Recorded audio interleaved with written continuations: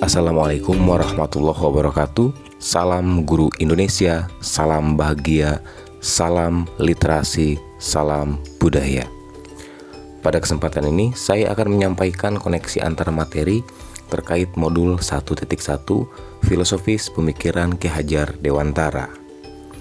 Bapak Ibu guru hebat dan mengagumkan, sebelum saya menyampaikan koneksi antar materi, perkenalkan terlebih dahulu, nama saya Wisnu Wirandi MSN, Guru SMP Negeri 1 Cibeber, Kabupaten Lebak, sebagai calon guru penggerak Angkatan 9. Dalam mengikuti pendidikan guru penggerak ini, saya merasa antusias dan senang, karena saya mendapatkan begitu banyak ilmu pengetahuan baru dalam peningkatan kompetensi saya sebagai guru. Selain itu, saya pun merasa bangga dibimbing oleh fasilitator hebat serta mengagumkan, yaitu Ibu Yosefa Ratnawati Indriatmo SPD MM dan pengajar praktik Bapak Yoswa Sembada SPD. Terkait dengan koneksi antar materi ini, saya awali dengan kesimpulan dari pemahaman filosofis pemikiran Ki Hajar Dewantara. Menurut Ki Hajar Dewantara, pendidikan itu adalah tuntunan dalam hidup tumbuhnya anak agar mampu mencapai keselamatan dan kebahagiaan sebagai seorang manusia dan masyarakat. Proses menuntun ini berpedoman pada semboyan Ingarso Sung Tulodo, yaitu guru sebagai teladan dan pemberi contoh.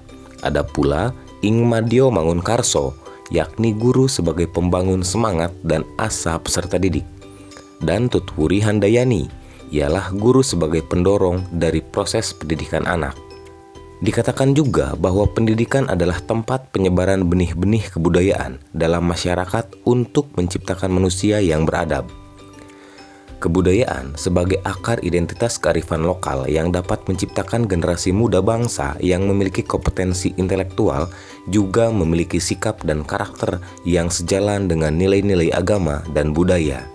Selanjutnya, mengkristal menjadi nilai-nilai Pancasila sebagai dasar negara dan menjadi pandangan hidup setiap warga negara Indonesia. Artinya, bahwa hidup tumbuhnya anak itu terletak di luar kecakapan atau kehendak kita kaum pendidik. Anak-anak dapat tumbuh menurut kodratnya sendiri. Kodrat itu adalah kekuatan yang dimiliki oleh setiap anak. Kita, kaum pendidik, hanya dapat menuntun tumbuh atau hidupnya kekuatan-kekuatan kodrat itu agar dapat memperbaiki lakunya sebagai karakter pelajar Pancasila. Pengajaran adalah salah satu proses dari pendidikan, dan pendidikan sebagai upaya menyemai benih-benih kebudayaan. Maka, inti pendidikan adalah perubahan. Oleh karena itu, Ki Hajar Dewantara mengatakan bahwa menempatkan pendidikan sebagai pondasi peradaban bangsa, sehingga untuk membangun kebudayaan bangsa, maka pendidikanlah alat utamanya.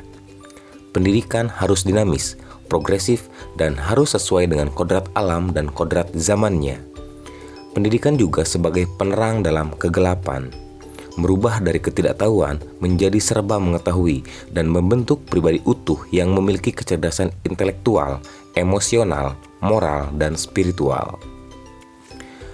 Bapak Ibu guru hebat, kesimpulan berikutnya mengenai kerangka perubahan menurut Ki Hajar Dewantara.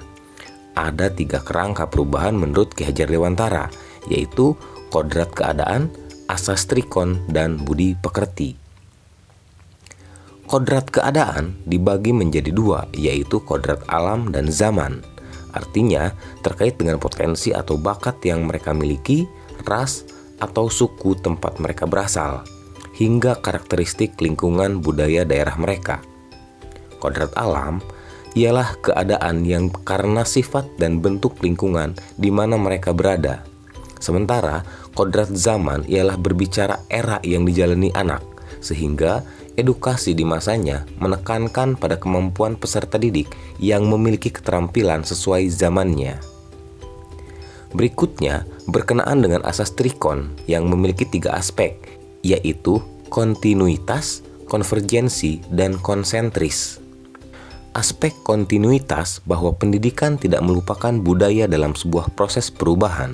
Artinya, kalaupun pendidikan merupakan sebuah proses perubahan, tetapi perubahan tersebut harus menyelaraskan dengan kebudayaan yang berkembang di daerah tersebut.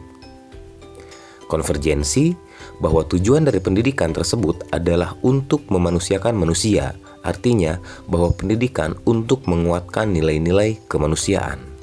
Konsentris, maksudnya pendidikan itu harus menghargai keragaman dan memerdekakan murid.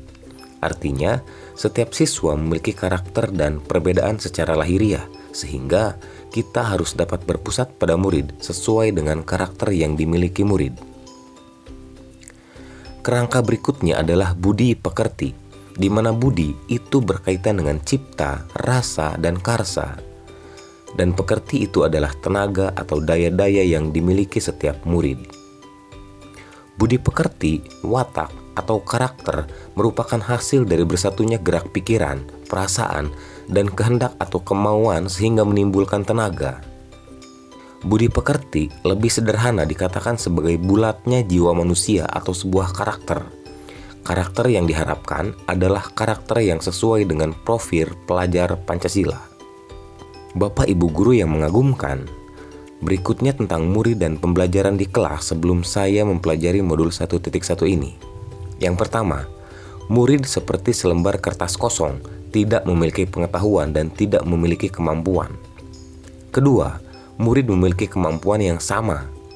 Ketiga, menuntut murid hanya memperoleh nilai pengetahuan saja. Yang keempat, pembelajaran berpusat pada guru, sehingga guru menjadi segala sumber pengetahuan. Kelima, memarahi atau memaksa murid harus menguasai materi pelajaran dan memberi sanksi jika siswa melakukan kesalahan.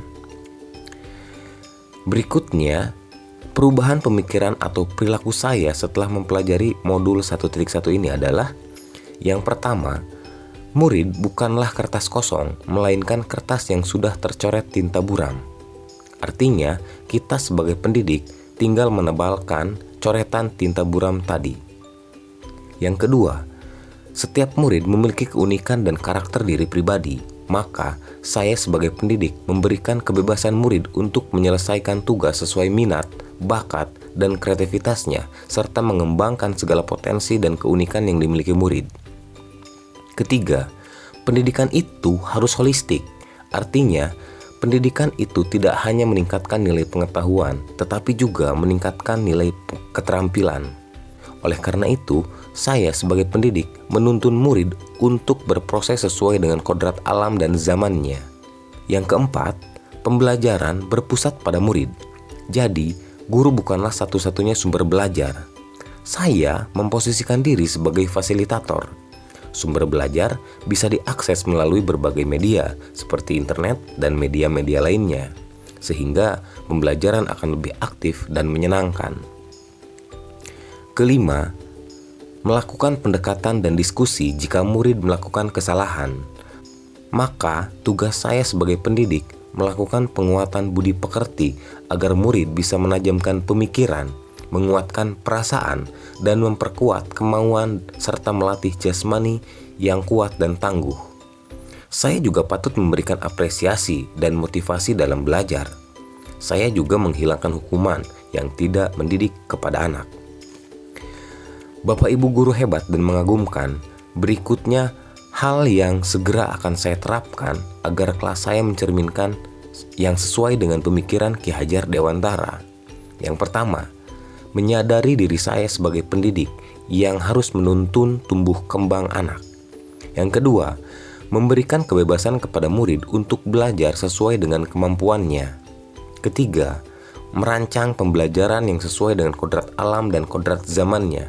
Saya berusaha menekankan pembelajaran sesuai dengan kondisi lingkungan budaya murid. Yang keempat, merancang pembelajaran yang interaktif dan menyenangkan. Yang berikutnya, menempatkan diri sebagai pamong, artinya saya sebagai guru harus juga menjadi orang tua di sekolah. Saya juga harus bisa berkomunikasi dengan guru, dengan rekan sejawat, dengan orang tua, masyarakat, dan seluruh warga sekolah agar saya menjadi pemodelan bagi murid yang dapat menumbuh kembangkan budi pekerti siswa. Bapak Ibu guru hebat dan mengagumkan, itulah refleksi saya terkait modul 1, koneksi antar materi sesuai dengan filosofis pemikiran Ki Hajar Dewantara. Terima kasih banyak, semoga bermanfaat. Salam lestari, salam budaya, salam literasi dari saya, Wisnu Wirandi. Assalamualaikum warahmatullahi wabarakatuh.